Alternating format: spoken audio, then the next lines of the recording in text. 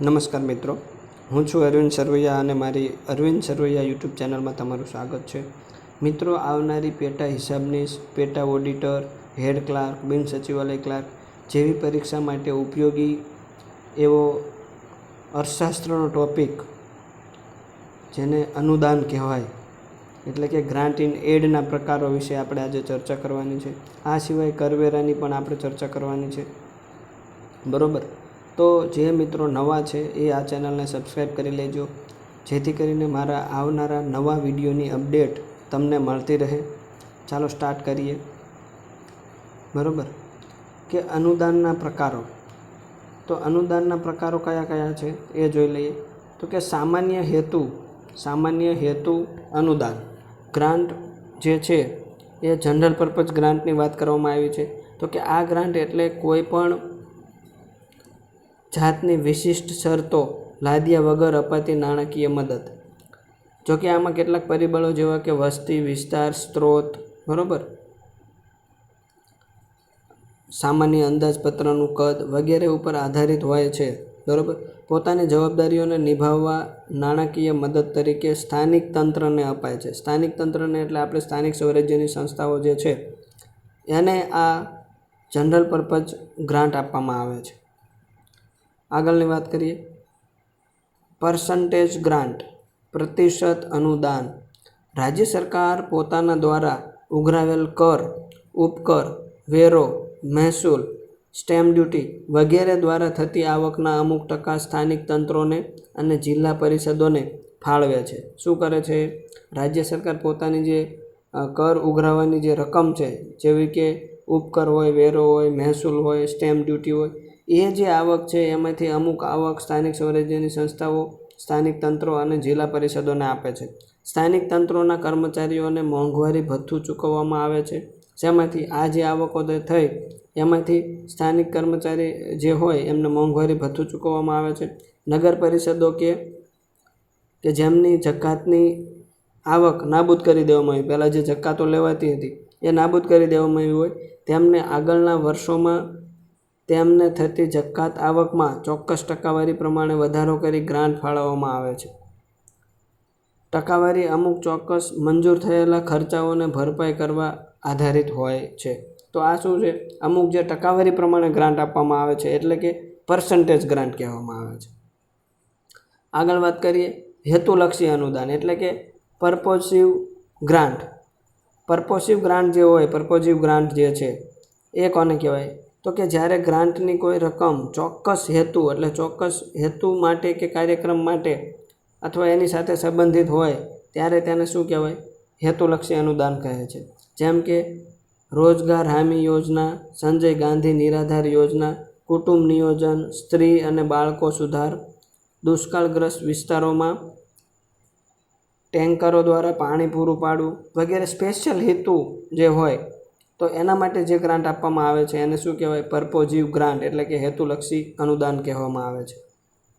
હવે બિન શરતી ગ્રાન્ટ એટલે કે બ્લોક ગ્રાન્ટ, કે જ્યારે સ્થાનિક તંત્રોને કોઈ પણ શરત વગર એક ચોક્કસ કે ઉચ્ચક રકમ આપવામાં આવે છે, બરાબર, ત્યારે જે સ્થાનિક તંત્રો પોતાને યોગ્ય લાગે તેવા કોઈ પણ વિકાસ કામમાં વાપરી શકે તેવી ગ્રાન્ટને શું કહેવાય છે? બ્લોક ગ્રાન્ટ એટલે કે બિનશરતી અનુદાન કહે છે.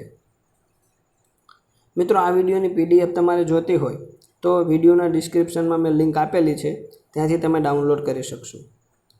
વિડીયો ગમે તો લાઈક કરજો અને નવા મિત્રો આ ચેનલને તમે સબસ્ક્રાઈબ કરી લેજો, જેથી કરીને આવનારા વિડીયોની અપડેટ તમને મળતી રહે. આગળ વાત કરવાની છે સૂત્ર આધારિત ગ્રાન્ટ એટલે ફોર્મ્યુલા ગ્રાન્ટ, કે આ અનુદાન જે છે કોઈ ચોક્કસ આધારને અનુલક્ષીને આપવામાં આવે છે. જેમ કે લાયકાત ધરાવતા શિક્ષકોની સંખ્યા, વિદ્યાર્થીઓની સરેરાશ હાજરી, વાર્ષિક પરીક્ષાના પરિણામો, રસ્તા અને ગટરોની જે લંબાઈ પહોળાઈ જે છે એના આધારે આ ગ્રાન્ટ આપવામાં આવે છે, એટલે ફોર્મ્યુલા આધારિત ગ્રાન્ટ કહેવામાં આવે છે. હવે મહેકમ અનુદાન, એસ્ટાબ્લિશમેન્ટ ગ્રાન્ટ, કે આ અનુદાન જે છે એ અમુક ચોક્કસ નોકરિયાત વર્ગ, બરાબર, જે નોકરિયાત જે છે જેમ કે આરોગ્ય અધિકારી, શિક્ષણ અધિકારી, એન્જિનિયર વગેરેના પગાર ઉપર આધારિત હોય છે, અને જેમાં મોંઘવારી ભથ્થાના વધારાનો સમાવેશ પણ થાય છે, કે જે જેને સ્થાનિક તંત્રની અપૂરતી આવક પહોંચી વળતી નથી, ત્યારે આવો એસ્ટાબ્લિશમેન્ટ ગ્રાન્ટ આપવામાં આવે છે. હવે મેચિંગ ગ્રાન્ટ. મેચિંગ ગ્રાન્ટ કોને કહે છે? મેચિંગ ગ્રાન્ટ તો કે આ ગ્રાન્ટ કોઈ ખાસ હેતુ જેમ કે પાણી યોજના, ભૂગર્ભ ગટર યોજના વગેરે ખર્ચને પહોંચી વળવા પોતાના સ્ત્રોત દ્વારા જેટલા નાણાં સ્થાનિક તંત્ર ઊભા કરી શકે તેટલા જ બીજા નાણાં સામે રાજ્ય સરકાર તેને આપે છે. એને શું કહેવાય? મેચિંગ ગ્રાન્ટ કહેવાય છે. હવે પ્રોત્સાહન અનુદાન. પ્રોત્સાહન ગ્રાન્ટ કોને કહેવાય? ઇન્સેન્ટિવ ગ્રાન્ટ કોને કહે છે?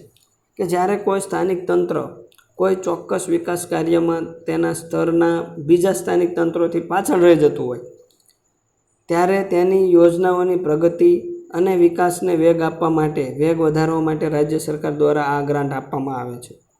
અંતમાં એમ કહી શકાય કે સ્થાનિક એટલે કે સેલ્ફ ગવર્મેન્ટ જે છે, નાણાતંત્રએ આજની સેલ્ફ ગવર્મેન્ટના જે નાણાતંત્ર જે છે એને આજની દુનિયામાં વધારે મોટું અને વધારે વ્યાપક મહત્ત્વ કર્યું છે, કારણ કે તેમના ન્યાય ક્ષેત્ર નીચે આવતા નાગરિકોના જીવન ધોરણની ઉચ્ચ ગુણવત્તાની પ્રાપ્તિ માટે તેઓ દેશના સામાજિક આર્થિક વિકાસ માટે બહુ જ જરૂરી ભૂમિકા ભજવે છે. તેથી તેઓને અપાતી સ્થાનિક સ્વાયત્તતા અને પોતાની ઈચ્છા મુજબ વાપરી શકાતા નાણાં એ તેઓની સફળતાનો આધાર છે. તેથી નાગરિકોમાં વિકાસ કાર્યોને વેગ વધારવાનું લક્ષ્ય સિદ્ધ કરવા માટે સ્થાનિક સરકારોને કુલ ખર્ચાના 60 થી 70% અનુદાન ફાળવવું જોઈએ. તો આ વાત હતી ગ્રાન્ટની મિત્રો, બરાબર. હવે આપણે વાત કરવાની છે કરવેરા. કરવેરા એટલે શું? બરાબર. આવનારી જે આપણી પેટા હિસાબની છે, સિનિયર ક્લાર્કની એક્ઝામ છે, બરાબર, સ્ટેટ ટેક્સ ઇન્સ્પેક્ટર છે, પછી ઓડિટરની એક્ઝામ છે, બિન સચિવાલય ક્લાર્કની પરીક્ષા છે, આ બધી પરીક્ષાની અંદર આવા ટોપિકમાંથી પ્રશ્નો પૂછાતા હોય છે. કર એટલે સરકાર દ્વારા પોતાના નાગરિકો ઉપર લાદવામાં આવતું એવું ફરજિયાત આર્થિક યોગદાન કે શું કહેવાય? કે જે સરકારના સામાન્ય ખર્ચાઓને પહોંચી વળે અને કરદાતાને અપાતી સેવા કે માલ સામાન સાથે તેનો કોઈ સંબંધ નથી. આપણે એવું હોય કે આપણે સરકાર આપણને ટેક્સ ભરીએ છીએ તો એ આપણને સેવા આપે છે, અથવા આપણને સેવા આપે છે તો આપણે ટેક્સ ભરીએ છીએ. કરવેરાને એની સાથે સંબંધ જ નથી. બીજા શબ્દોમાં એવું કહી શકાય કે સરકાર દ્વારા પૂરી પડાતી સેવા કે માલ સામાનની કરદાતા દ્વારા ચૂકવવાની આ કિંમત નથી.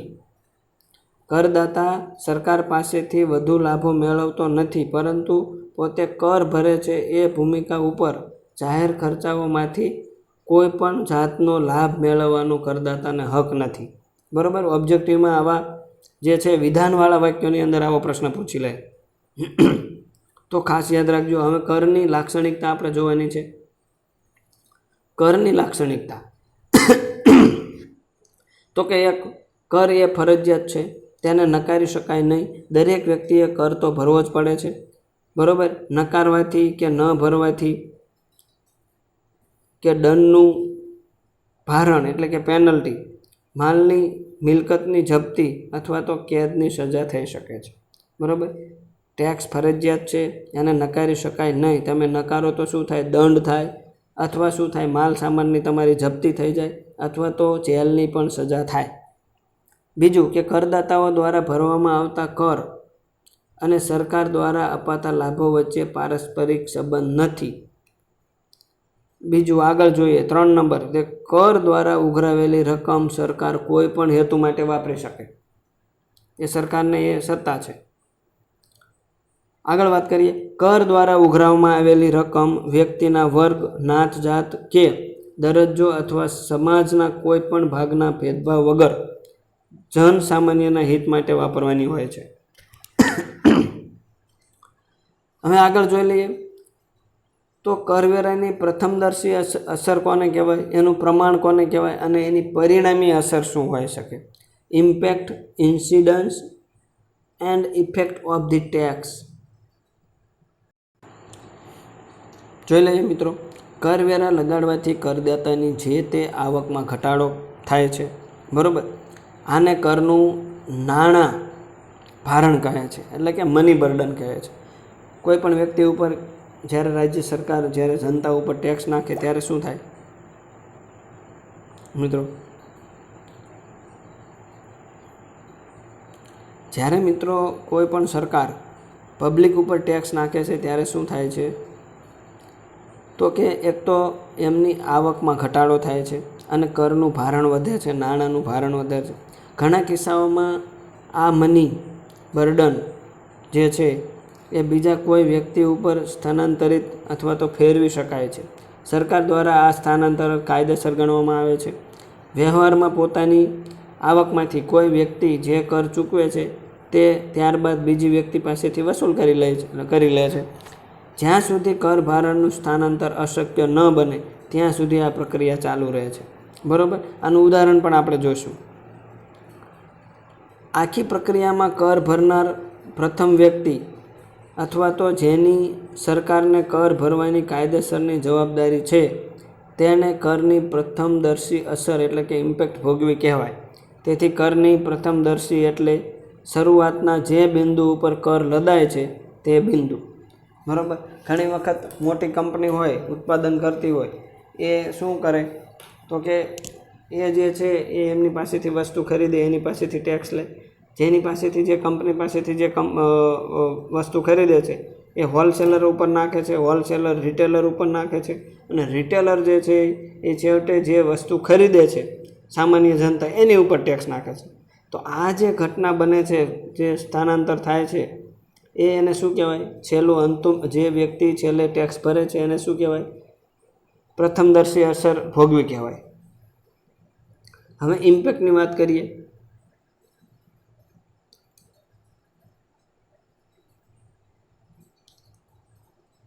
કે તાત્કાલિક શું છે? પ્રથમદર્શી અસર શું છે? એક તાત્કાલિક નાણાં ભારણ છે કે જે પોતાના ખિસ્સામાંથી કર ભરનાર વ્યક્તિ ઉપર આ જાય છે. હા, તો કરનું સ્થાનાંતર કોને કહેવાય? તો મેં હમણાં જ વાત કરી એ પ્રમાણે કે પોતાની આવકમાંથી કર ભરનાર વ્યક્તિ એ નાણાં ભરનારને બીજા કોઈ ઉપર ફેરવી શકે. દાખલા તરીકે ઉત્પાદક કર ભારણને જથ્થાબંધ વેપારી એટલે કે હોલસેલ ઉપર ફેરવી શકે. જથ્થાબંધ વેપારી જે છે એ આ કર ભારણને છૂટક વેપારી ઉપર ફેરવી શકે. અને છૂટક વેપારી જે છે, રિટેલર જે છે, એ જે તે માલ કે સેવા ચીજના ભાવમાં વધારો કરી અને કર ભારણ ઉપભોક્તા ઉપર એટલે કે કન્ઝ્યુમર ઉપર ફેરવી શકે છે. કર ભારણના સ્થાનાંતરની આ પદ્ધતિને શું કહેવાય? કર ભારણનું સ્થાનાંતર કહેવાય. શું કહેવાય? કર ભારણનું સ્થાનાંતર કહેવાય. શિફ્ટિંગ ઓફ ટેક્સ બર્ડન એને કહેવાય અંગ્રેજીમાં. બરાબર, હવે જે તે પ્રસ્તુત કાયદાઓ દ્વારા કર ભારણ સ્થાનાંતર જે છે કે કર ભારણનું ટાળવું, અવોઇડન્સ ઓફ ટેક્સ, ઉત્પાદકથી જથ્થાબંધ વેપારી, જથ્થાબંધ વેપારીથી આગળ છૂટક વેપારી અને છૂટક વેપારીથી આગળ ઉપભોક્તા, અને આમ ઉત્પાદક દ્વારા નિર્મિત ઉત્પાદનનો કર આગળને આગળ મોકલાતો રહે છે એને સ્થાનાંતર કહે છે. બરાબર, તેથી આવા કર ભારણના સ્થાનાંતરને અગ્ર સ્થાનાંતર એટલે કે જે ફોરવર્ડ શિફ્ટિંગ પણ કહે છે. ક્યારેક એવું બને કે કર ભારણને આગળ ધકેલવાને બદલે શું થાય? ઉત્પાદનમાં ઉપયોગી કાચા માલ કે રો મટીરિયલ મજૂરી ઉપર ધકેલી દે છે. બરાબર, હવે શું થાય? તો ઉત્પાદિત વસ્તુના ભાવ નથી વધારતો. તો આવી પ્રક્રિયાને શું કહેવાય? પશ્ચાત સ્થાનાંતર એટલે બેકવર્ડ શિફ્ટિંગ ઓફ ટેક્સ કહે છે. કર ભારણને આગળ કે પાછળ ધકેલવાને બદલે ત્રીજી શક્યતા મુજબ ચોક્કસ પ્રમાણમાં બંને બાજુ થોડો થોડો ટેક્સ વહેંચી લેવામાં આવે છે. તો આને શું કહેવાય? શેરિંગ ઓફ ટેક્સ બર્ડન કહેવાય. તો આપણે 3 વ્યાખ્યાઓ જોઈ મિત્રો: ફોરવર્ડ શિફ્ટિંગ, બેકવર્ડ શિફ્ટિંગ અને શેરિંગ ઓફ ટેક્સ બર્ડન. કરનું સ્થાનાંતર એ રસ્સા ખેંચની રમત જેવું છે મિત્રો. મજબૂત પક્ષ જે છે એ હંમેશા નબળા પક્ષને ઘૂંટણીએ પાડવાની ફરજ પાડે છે. બરાબર, હવે તે માંગની સ્થિતિસ્થાપકતા અને પુરવઠાની સ્થિતિસ્થાપકતા એટલે કે ઇલાસ્ટિસિટી ઓફ ડિમાન્ડ અને ઇલાસ્ટિસિટી ઓફ સપ્લાયના સિદ્ધાંત ઉપર આધારિત છે. જો માંગની સ્થિતિસ્થાપકતા વધારે હોય તો કર ભારણનો મોટો ભાગ વેચાણકર્તાઓ ઉપર એટલે સેલરને ભોગવવો પડે છે. અને જો પુરવઠાની સ્થિતિસ્થાપકતા વધારે હશે તો કર ભારણનો મોટો ભાગ ખરીદનારાઓએ ભોગવવો પડશે. બરોબર. જ્યારે માંગની સ્થિતિસ્થાપકતા અને પુરવઠાની સ્થિતિસ્થાપકતા સમાન હોય તો શું થાય? ખરીદનાર અને વેચનાર બંને શું કરે છે? કરની વહેંચણી કરે છે. એને શું કહેવાય? Sharing of tax burden. હવે ઇન્સિડન્સ ઓફ ટેક્સ કોને કહેવાય? ઇન્સિડન્સ ઓફ ટેક્સ એટલે કે કરનું પ્રમાણ. તો કે જે તે માલ, સામાન, સેવા કે ચીજ વસ્તુઓ ઉપર કર નખાયો હોય, એમ કહી શકાય કે જે વસ્તુ ઉપર ટેક્સ નખાયો હોય તે ખરીદનાર કે ઉપભોક્તા એટલે કે ખરેખર વાપરનાર ઉપર જ્યારે કર ભારણ પહોંચે છે ત્યારે કર ભારણની સ્થાનાંતરની પ્રક્રિયા પૂરી થાય છે. હવે કોઈ બીજો વ્યક્તિને કર ભારણ સોંપી શકાતો નથી. કર ભારણની અંતિમ કરદાતા દ્વારા ચૂકવણીને શું કહેવાય? કરનું પ્રમાણ કહેવાય, ઇન્સિડન્સ ઓફ ટેક્સ. કર ભારણની સમાનતાપૂર્વક વહેંચણી કરવામાં તટસ્થતા અને ન્યાય કાયમ રહે તે માટે કર લાદનાર સત્તાએ કર ભારણનું અંતિમ બિંદુ જાણવું બહુ જરૂરી છે. ફક્ત આ કર ભારણનું જે અંતિમ બિંદુ એકની જ માહિતીથી સમાનતા પ્રાપ્ત કરવા માટેનું પર્યાપ્ત માર્ગદર્શન નહીં મળે, કારણ કે કર ભારણનું પ્રમાણ ચોકસાઈ અને ખાતરીપૂર્વક જાણવું બહુ મુશ્કેલ હોય છે. તેથી કર ભારણની આર્થિક અસરોને ગણતરીમાં લેવી પણ જરૂરી પડે છે, કારણ કે તેઓ આર્થિક અસરો આવક અને સંપત્તિની વહેંચણીના ફેરફાર અને ઉત્પાદન તથા વપરાશમાં ફેરફાર દર્શાવે છે. બરોબર. હવે જોઈ લઈએ કરવેરાની પરિણામી અસર. તો એની ઇફેક્ટ શું થશે? તો જ્યારે કર લાદવામાં આવે છે અને ઉઘરાવવામાં આવે છે ત્યારે કરદાતાઓ અને અર્થતંત્ર તરફથી અમુક પ્રતિભાવો સાંપડે છે. તો કે આવા પ્રતિભાવો ઘણી બધી વિવિધતા ધરાવતા હોય છે અને ઉત્પાદન, વિકાસ, બચત, રોકાણ, આવક અને સંપત્તિમાં અસમાનતા સંદર્ભે અર્થતંત્રની કામગીરીને અસર કરતા હોય છે. બરોબર. કરવેરાનું અંતિમ પરિણામ લાભકર્તા અને હાનિકર્તા અથવા બંને હોઈ શકે. કરવેરાની હાનિકર્તા અસરને બોજો ગણી શકાય. જ્યારે તમે ટેક્સ નાખો અને એ નુકસાનકારક હોય તો શું થાય? બોજો થાય. અને આ બોજો નાણાકીય બોજો એટલે કે મની બર્ડન અને વાસ્તવિક બોજો એટલે કે રિયલ બર્ડન હોઈ શકે. નાણાકીય બોજો કરદાતાની વાપરી શકાય એવી આવકના ઘટાડામાં પરિણમે અને વાસ્તવિક બોજો બેરોજગારીમાં વધારો, ઉત્પાદનમાં ઘટાડો વગેરેને આમંત્રણ આપે છે. તે કરદાતાઓ અને સમગ્ર રીતે સમાજના કલ્યાણમાં ઘટાડા જેટલું હોય છે. કરદાતાની લાભકારી અસર એ સમગ્ર રીતે સમાજને સરકાર દ્વારા અપાતી સેવાઓ છે.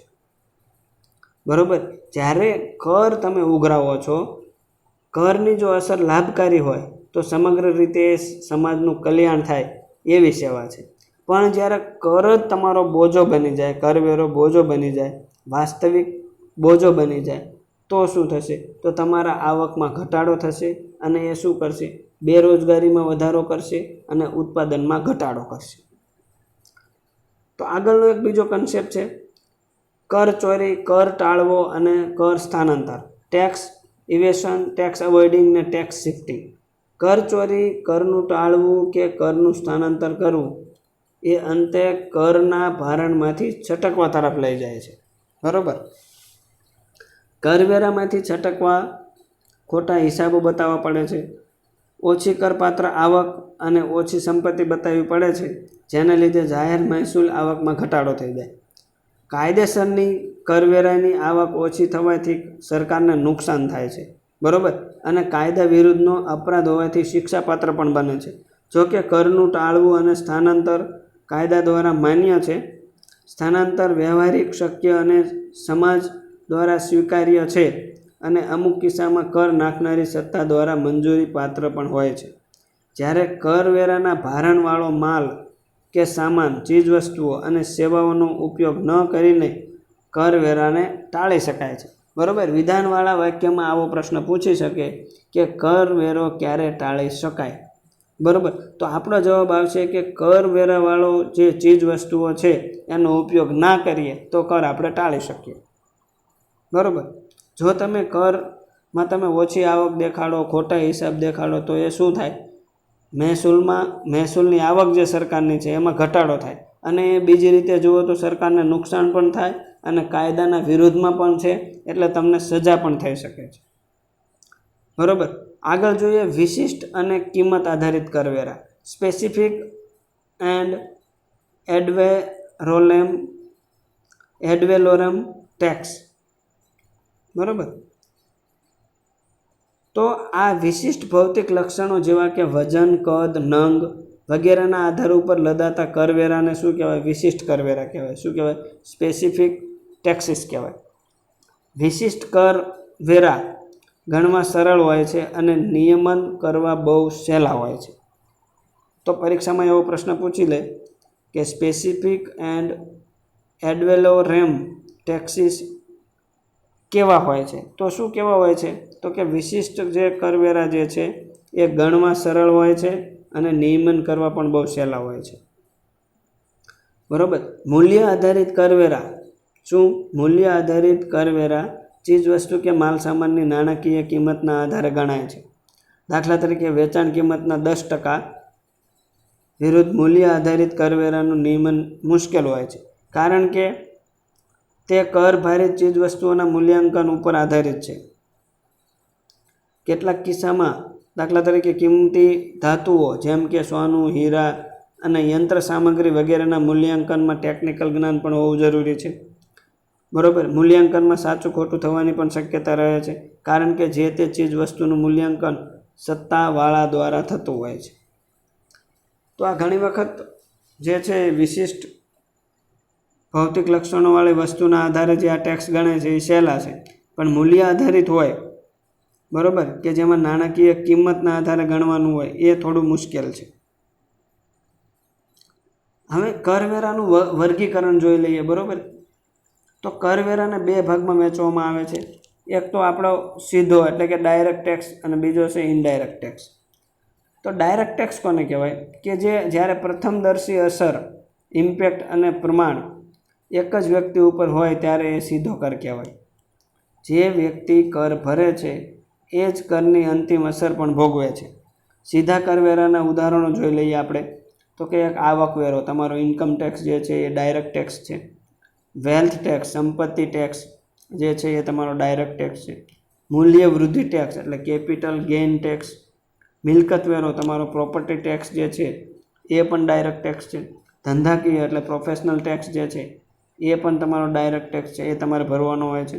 બરાબર. અને જમીન વેરો, એસ્ટેટ ડ્યુટી, એ પણ તમારો ડાયરેક્ટ ટેક્સ છે. ઘણી વખત પ્રશ્ન એવો પૂછી લે કે નીચેનામાંથી કયો ટેક્સ ડાયરેક્ટ ટેક્સ નથી? તો મિત્રો જે અહીંયા જે આપણે લિસ્ટ આપેલું છે એ બધા આવકવેરો, સંપત્તિ વેરો, મૂલ્ય વૃદ્ધિ વેરો, મિલકત વેરો, ધંધાકીય વેરો, જમીન વેરો, એ બધા આપણા ડાયરેક્ટ ટેક્સ છે. હવે ઇનડાયરેક્ટ ટેક્સ વિશે વાત કરીએ, એટલે કે આડકતરા. ડાયરેક્ટ સરકાર તમારી પાસેથી નથી લેતી પણ કોઈ બીજી રીતે લે છે. દાખલા તરીકે તમે કોઈ વસ્તુ ખરીદો છો, એમાં ટેક્સ લાગેલો હોય, બરાબર, તો એ ડાયરેક્ટ ટેક્સ નહીં પણ ઇનડાયરેક્ટ ટેક્સ કહેવાય. કે જ્યારે કર ભારણ બીજી વ્યક્તિ ઉપર સ્થાનાંતરિત કરાતું હોય ત્યારે વેરાને આડકતરો વેરો કહે છે, એટલે કે ઇનડાયરેક્ટ ટેક્સ કહે છે. અહીં પ્રથમદર્શી અસર અને પ્રમાણ અલગ અલગ બિંદુએ હોય છે.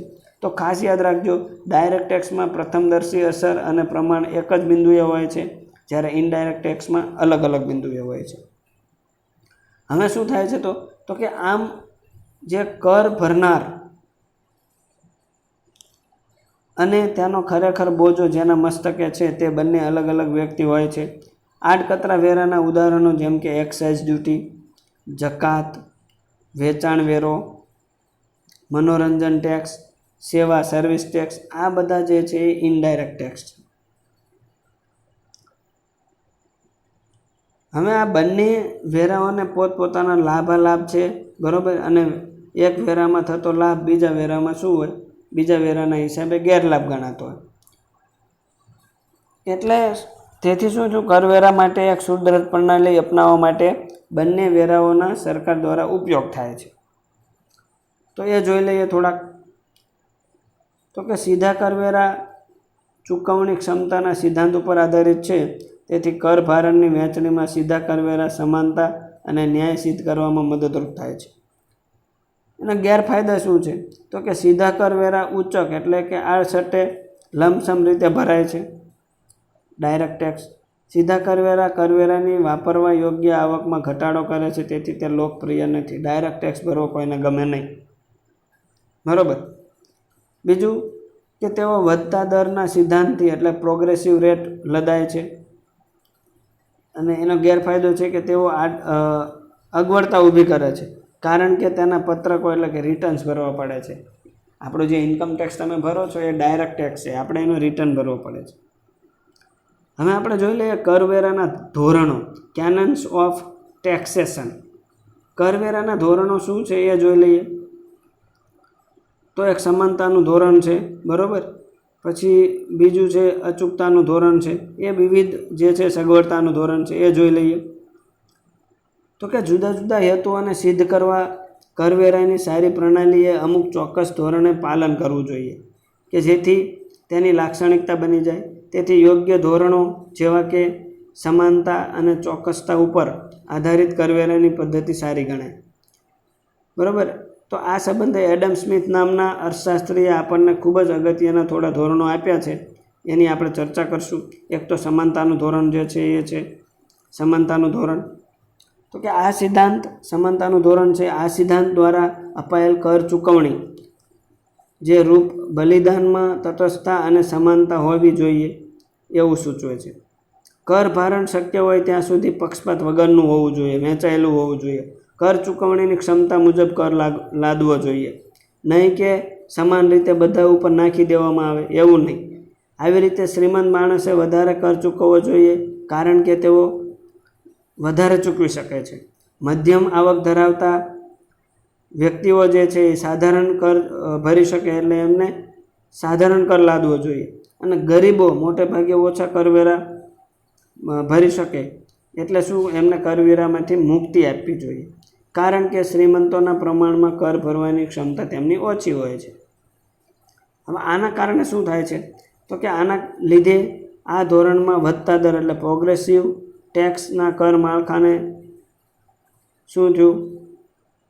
સ્થાન આપવામાં આવ્યું છે, જેમાં ગરીબથી માંડી મધ્યમ વર્ગથી લઈ શ્રીમંતો માટે આવકની સાથે સાથે કર ભરવાનો દર પણ વધતો જાય છે. એટલે જે સમાનતાનો દર હતો કે શ્રીમંત હોય કે જો વધારે મોટી પાર્ટી હોય, પૈસાવાળી પાર્ટી હોય તો એ વધારે ટેક્સ ભરે, મધ્યમ વર્ગ સાધારણ ટેક્સ ભરે, અને ગરીબ જે હોય એકદમ અત્યંત ગરીબ એને ટેક્સ ભરવામાંથી મુક્તિ આપવામાં આવે. અચૂકતાનું ધોરણ, કેનન ઓફ સર્ટેનિટી, ચોક્કસતાનું. તો હવે મિત્રો આ ધોરણ ચૂકવણીનો સમય, ભરવાની રકમ, કરની ચૂકવણીની પદ્ધતિ અને રીત સૂચવે છે. કરદાતાને કર ભરવાના આ બધા પાસા વિશે સ્પષ્ટ માહિતી આપવી જરૂરી છે. આને લીધે તે પોતાના ખર્ચાઓની ગોઠવણી કરી શકશે. સરકાર પર પોતાની કર આવક વિશે ચોક્કસ તથા અંદાજપત્રની જોગવાઈઓ અને ખર્ચામાં પણ ચોક્કસ થઈ શકશે. કરદાતા અધિકારીઓની મરજી અને ફેંસલાને આધીન રહેવો જોઈએ નહીં. એવું હોય તો કર નિયમનમાં ભ્રષ્ટાચાર થવાની શક્યતા છે. જો કરદાતા અધિકારીઓની મરજી મુજબ કે એના ફેંસલાને આધીન હોય તો શું થાય? ભ્રષ્ટાચાર થવાની શક્યતા વધારે છે, આપ સૌ જાણો છો. હવે સગવડતાનું ધોરણ, કેનન ઓફ કન્વેનિયન્સ. તો આ સિદ્ધાંત ઉપર શું છે? કર એકત્રીકરણ એટલે ટેક્સ કલેક્શનનો ચોક્કસ સમય અને કર પ્રાપ્તિની રીત સૂચવે છે. શું કરે છે? ચોક્કસ સમય અને કર પ્રાપ્તિની રીત સૂચવે છે. જેમ કે જમીન મહેસૂલ અને બીજા કૃષિ વિષયક કરવેરાઓ પાકની લણણી એટલે કે હાર્વેસ્ટિંગ ઓફ ક્રોપ થઈ જાય પછી જ ઉઘરાવી શકાય. આ પ્રશ્ન પરીક્ષામાં અગાઉ પૂછાઈ ગયો છે, એટલે મિત્રો ખાસ તમે જોઈ લેજો કે જ્યારે ખેતી જમીન મહેસૂલ જે છે એ પાક લેવાઈ જાય, લણણી લેવાઈ જાય પછી લેવામાં આવે છે. એ જ રીતે આવક ઉપરના વેરા પણ આવક નક્કી થાય પછી જ ઉઘરાવવા જોઈએ. કરવેરાનું ચૂકવણું પોષણક્ષમ હપ્તાઓમાં ચૂકવી શકાય છે, જેમ કે આગોતરા આવકવેરા એટલે કે એડવાન્સ ઇન્કમ ટેક્સ, પોષણ કામ ત્રિમાસિક હપ્તાઓમાં થતું ચૂકવણું. આ ધોરણ અનુરોધ કરે છે કે કરદાતાને પડતી બિનજરૂરીઓ તકલીફો વગેરે નિવારવી જોઈએ નહીં, તો એનાથી ઘણી ખરાબ અસરો ઊભી થઈ શકે. હવે કરકસરનું ધોરણ, કેનન ઓફ ઇકોનોમી. કરકસરનું ધોરણ આપણે જોઈ લઈએ કે દરેક કરવેરો ઉઘરાવવા ખર્ચ એટલે કે કોસ્ટ ઓફ કલેક્શન કરવો પડે છે. ખર્ચ કરવો પડે છે તમારે ટેક્સ ઉઘરાવવો હોય તો એ અગત્યનું છે કે એકત્રીકરણનું ખર્ચ એટલે કે કોસ્ટ ઓફ કલેક્શન ઓછામાં ઓછું હોય. ઉપરાંત બિનજરૂરી ખર્ચાઓ અને બિન ઉત્પાદકતા ટાળવા જોઈએ, જેથી જે તંત્ર ઉઘરાવે છે એ કરવેરામાંથી મહત્તમ આવક મેળવી શકે. બરાબર, તમારે કર લેવો હોય એની પાછળ જો ખર્ચો કરવો પડતો હોય તો એ ખર્ચો મિનિમમ થાય અને મહત્તમ ટેક્સ આવે એ રીતે ઉઘરાવવો જોઈએ. હવે સ્થિતિસ્થાપકતાનું ધોરણ એટલે કે કેનન ઓફ ઇલાસ્ટિસિટી. અર્થતંત્ર અને સરકારની તિજોરીની બદલાતી જરૂરિયાતોને બિનજરૂરી ઢીલ વગર કરના માળખાના વ્યાપ અને દર સ્કોપ એન્ડ રેટ્સના સંદર્ભમાં કર ઉઘરાવનાર તંત્ર દ્વારા માળખાઓનું પુનર્ગઠન કરવું જોઈએ. સમયે સમયે જે છે એ માળખું એમાં ચેન્જીસ લાવવા જોઈએ. કોઈ કટોકટીમાં કે સામૂહિક દુર્ઘટનાઓમાં કરતંત્ર કરના દર વધારી શકવાની સ્થિતિસ્થાપકતા ધરાવતું હોવું જોઈએ અને જ્યારે તે હેતુ પૂર્ણ થાય ત્યારે કરના દરમાં પણ ઘટાડો થવો જોઈએ. તો એ સ્થિતિસ્થાપકતાનું ધોરણ છે. હવે ઉત્પાદકતાનું ધોરણ કે આ સિદ્ધાંત જે છે એ કરવેરાની ક્ષમતા દ્વારા કરતંત્ર દ્વારા આવક ઊભી કરવાનું સૂચવે છે. આવક ઊભી કરવા માટે કર દ્વારા ઊભી થયેલ આવક કરતંત્રની જરૂરિયાતોને પહોંચી વળવા પૂરતી હોવી જોઈએ. ઉપરાંત કરની ઉત્પાદકતા તંત્રને ઉત્પાદકતા વધારવા પ્રોત્સાહન પૂરું પાડે છે. કર ભારણ માલ સામાન કે ચીજવસ્તુઓના ઉત્પાદનમાં અવરોધ ન બનવું જોઈએ. હવે આગળ વાત કરીએ સરળતાનું ધોરણ, કેનન ઓફ સિમ્પ્લિસિટી.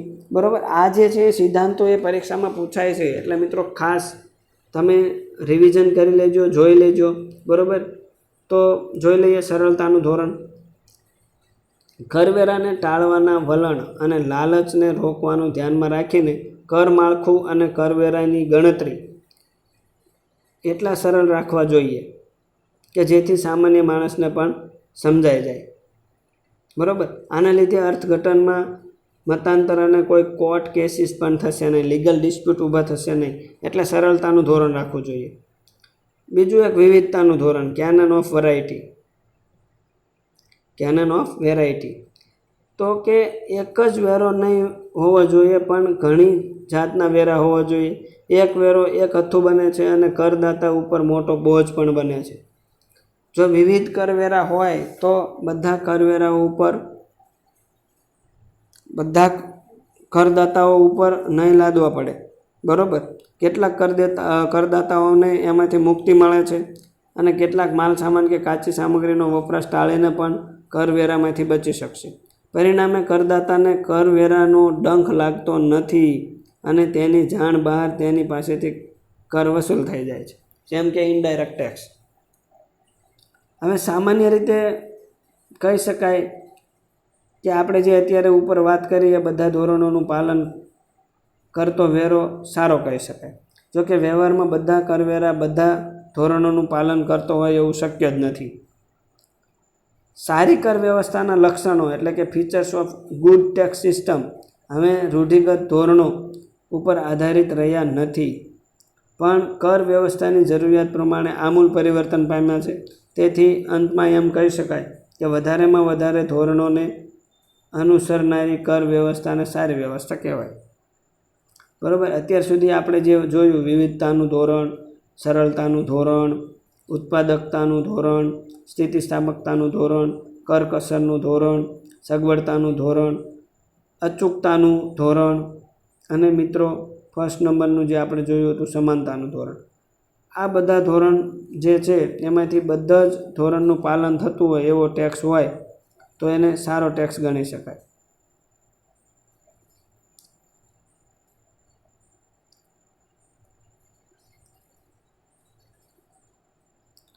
હવે કરવેરાના સિદ્ધાંતો જોઈ લઈએ. કરવેરાના સિદ્ધાંતો જોઈ લઈએ. Theory of principles of taxation. તો જ્યારે ખરેખરો ખર ચૂકવવાનો આવે છે ત્યારે આ ચૂકવણું બલિદાન જ બને છે, અને તેથી સૂચવવામાં આવે છે કે કરદાતાઓ વચ્ચે એટલું તો ન્યાયપૂર્ણ અને સમાનતાપૂર્વક વહેંચાયેલું હોવું જોઈએ જેથી તટસ્થતા અને સામાજિક ન્યાય પ્રાપ્ત કરી શકે. તો આપણે વિવિધ પ્રકારના જે છે એ કરવેરાનો સિદ્ધાંત જોવાનો છે. એક તો લાભનો સિદ્ધાંત. શું લાભનો સિદ્ધાંત? The benefit theory. કરદાતા અને સરકાર વચ્ચે હસ્તાંતરત એટલે કે એક્સચેન્જ અથવા કરાર કોન્ટ્રાક્ટનો સંબંધ હોય છે. એવી મૂળભૂત માન્યતાના આધારે ઉપર આ સિદ્ધાંત આગળ વધે છે. કયો? લાભનો સિદ્ધાંત. જાહેર તંત્ર એટલે કે રાજ્ય સરકાર કે સ્થાનિક સરકાર નાગરિકોને સમૂહ માલ સામાન કે સેવા પૂરો પાડે છે. કર ચૂકવીને તેઓ એ પૂરા પડાતા માલ સામાન કે સેવાઓના જે તે પ્રમાણમાં બોજો ઉઠાવવો જોઈએ. બીજા શબ્દોમાં એમ કહી શકાય કે કરદાતાઓ ઉપરના કરબોજની વહેંચણી એવી હોવી જોઈએ કે જેથી માલ સામાન અને સેવાઓની કુલ કિંમત અને કુલ કરવેરા વચ્ચેનું પ્રમાણ કરદાતાને મળતા લાભ અને સહકાર દ્વારા અપાતા કુલ લાભ વચ્ચેનું પ્રમાણ સરખું હોય. બરાબર. માલ સામાન અને સેવાઓની જે કુલ કિંમત હોય અને કુલ કરવેરા વચ્ચેનું પ્રમાણ કેવું હોવું જોઈએ? તો કે કરદાતાને મળતો જે લાભ અને સહકાર છે એના દ્વારા જે પ્રાપ્ત થાય કુલ લાભ એ વચ્ચેનું પ્રમાણ સરખું હોવું જોઈએ. માલ સામાન અથવા સેવાઓની સરકાર દ્વારા કરદાતાઓને કુલ પ્રમાણમાં કરદાતાને મળતા લાભ કુલ કિંમતના પ્રમાણમાં કરવેરાના પ્રમાણમાં કરદાતાને લાભ મળતા હોય. એનો મતલબ કે જે માલ સામાન લે છે, સેવાઓ લે છે સરકાર પાસેથી, એ જે કુલ પ્રમાણ છે, જે લાભ મળે છે એની એ પ્રમાણે કરદાતાને લાભ મળવો જોઈએ. એના પ્રમાણમાં લાભ મળવો જોઈએ. જેઓ જે સેવાઓ લે છે એના પ્રમાણમાં લાભ પણ મળવો જોઈએ. તો કે એક એના સિદ્ધાંતનો લાભ જોઈ લઈએ. કયો? લાભના સિદ્ધાંતનો શું લાભ છે? તો કે સેવાઓ દ્વારા મળતા લાભો માટે ચૂકવાતા કરની યથાર્થતા સૂચવાય છે. બરાબર. જે સેવાનો લાભ મળે છે તો એનો જ કર ચૂકવે છે, એની યથાર્થતા જળવાય છે. જાહેર સેવાઓ અને નાગરિકોના કર વિષયક હિસ્સા વચ્ચેનો પ્રમાણાંક બતાવે છે. અને આ સિદ્ધાંતનો ગેરલાભ શું છે? તો પછી આનો ગેરફાયદો શું? તો કે સંરક્ષણ, પ્રદૂષણ નિયંત્રણ, રોગચાળા નિયંત્રણ વગેરે સંદર્ભ લાભાર્થીઓ હોય છે તેઓને અલગ પાડવા બહુ મુશ્કેલ છે. વ્યક્તિગત કરદાતાઓને મળતા વિવિધ લાભોનું પ્રમાણ નક્કી કરવું પણ મુશ્કેલ છે અને વ્યક્તિગત કર ભારણની ગણતરી પણ મુશ્કેલ છે. તે આવકની અસમાનતાપૂર્વકની વહેંચણીની ધારણા કરે છે જે અવાસ્તવિક છે. બરાબર. જે આવકની સમાનતાપૂર્વકની વહેંચણી કરે. ઘણી વખત બધાને આવક સમાન હોતી નથી. જોકે ઘણી વખત નહીં, આ જગ જાહેર છે કે બધાને આવક સરખી હોતી નથી. વ્યાખ્યા મુજબ કરવેરા એ સરકારને કરવામાં આવતું ફરજિયાત ચૂકવણું છે, પણ જો તેનાથી થતા લાભો સાથે સાંકળવામાં આવે તો તે એક સ્વૈચ્છિક યોગદાન બની જાય છે. એકદમ ગરીબ લોકો વધારે લાભ મેળવે છે, પરંતુ કરવેરાનો બોજો ઉપાડનાર જે છે કે ઉપાડવાની ક્ષમતા તેઓમાં હોતી નથી. તેથી વિશાળ ફલક ઉપર લાભના સિદ્ધાંતનો વ્યવહારિક ઉપયોગ મર્યાદિત થઈ જાય છે. હવે આપણે જોઈ લઈએ સેવા મૂલ્યનો સિદ્ધાંત. તો મિત્રો, સેવા મૂલ્યનો જે સિદ્ધાંત છે એ લાસ્ટ છે આ લેક્ચરમાં. પછી આપણે બીજા લેક્ચરમાં બીજી કોઈ નવો ટોપિક લઈને ચર્ચા કરશું. તો આ સિદ્ધાંત જે છે લાભના સિદ્ધાંત જે છે એના એક બીજા અર્થઘટનને રજૂ કરે છે. લાભ એ એક વ્યક્તિગત મત આધારિત વિચારધારા છે. બરાબર. તે વ્યક્તિએ અલગ અલગ હોય છે અને કરવેરા હેતુ માટે માપી શકાય નહીં.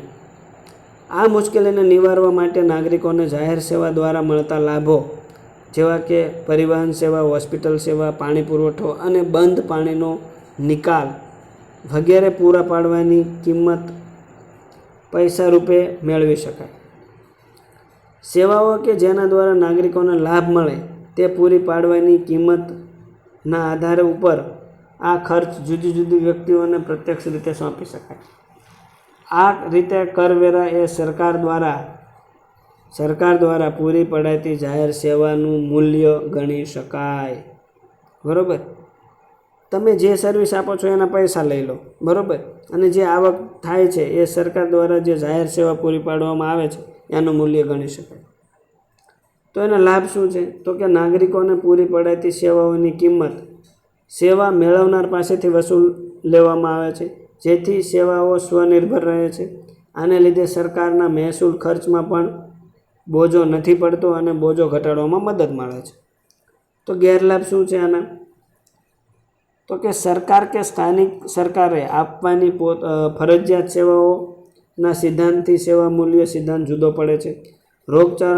રોગચાળાનો પ્રતિરોધ, પ્રદૂષણ નિયંત્રણ, પોલિયો નિર્મૂલન, આરોગ્ય સેવાઓ વગેરે સરકારે આપવાની ફરજિયાત સેવા છે, જે અવિભાજ્ય છે. બરાબર. અને તેથી વ્યક્તિગત કરદાતાઓને આ કર ભારણ સોંપી શકાય નહીં. બીજો એક ગેરફાયદો એ છે કે વ્યવહારિક સાહસ કે જેમાં નફો મેળવવો એ માત્ર હેતુ હોય તેમાં સ્વનિર્ભરતાની તરફેણ કરી શકાય, પણ જાહેર સેવાઓની બાબતે આ લાદી શકાય નહીં. પરિવહન સેવાઓની બાબતમાં પરિવહન સવલતો પૂરી પાડવામાં જે છે એ બધો જ ખર્ચો પરિવહન સેવાઓમાં જતો રહે છે. તો આ બધા એના ગેરફાયદા છે. તો આજે અહીંયા સુધી ચર્ચા કરી છે. આગળના વિડીયોમાં ફરીથી મળશું મિત્રો. વિડીયો પૂરેપૂરો જોવા બદલ આપ સૌનો ખૂબ ખૂબ આભાર. Thank you. જય હિન્દ, જય ભારત.